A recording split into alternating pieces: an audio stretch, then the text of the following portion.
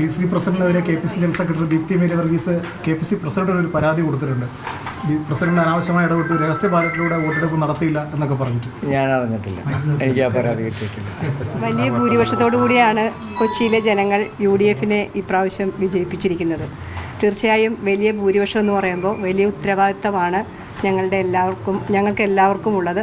ഞങ്ങൾ കൂട്ടായി നിന്നുകൊണ്ട് DCC പ്രസിഡൻറ്റും MP MLA ബഹുമാനായ പ്രതിപക്ഷ നേതാവ് ഉൾപ്പെടെയുള്ള ലീഡർഷിപ്പ് എല്ലാവരും ഒരുമിച്ച് നിന്നുകൊണ്ടുള്ള ഒരു നല്ല ഭരണം, കൊച്ചിയിലെ ജനങ്ങൾ ആഗ്രഹിക്കുന്ന ഭരണം കാഴ്ചവെക്കണമെന്നാണ് ആഗ്രഹിക്കുന്നത്.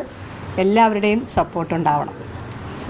DC പ്രസിഡന്റിനെതിരെ KPC general secretary Deepthi Mary Varghese KPC പ്രസിഡന്റിന് ഒരു പരാതി കൊടുത്തിട്ടുണ്ട്. പ്രസിഡന്റ് അനാവശ്യമായി ഇടപെട്ട് രഹസ്യ ബാലറ്റിലൂടെ വോട്ടെടുപ്പ് നടത്തിയില്ല എന്നൊക്കെ പറഞ്ഞിട്ട്. ഞാൻ അറിഞ്ഞിട്ടില്ല, എനിക്ക് ആ പരാതി കിട്ടിയിട്ടില്ല.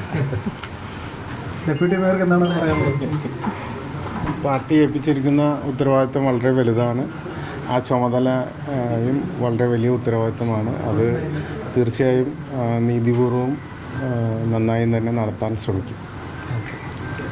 ഓക്കെ.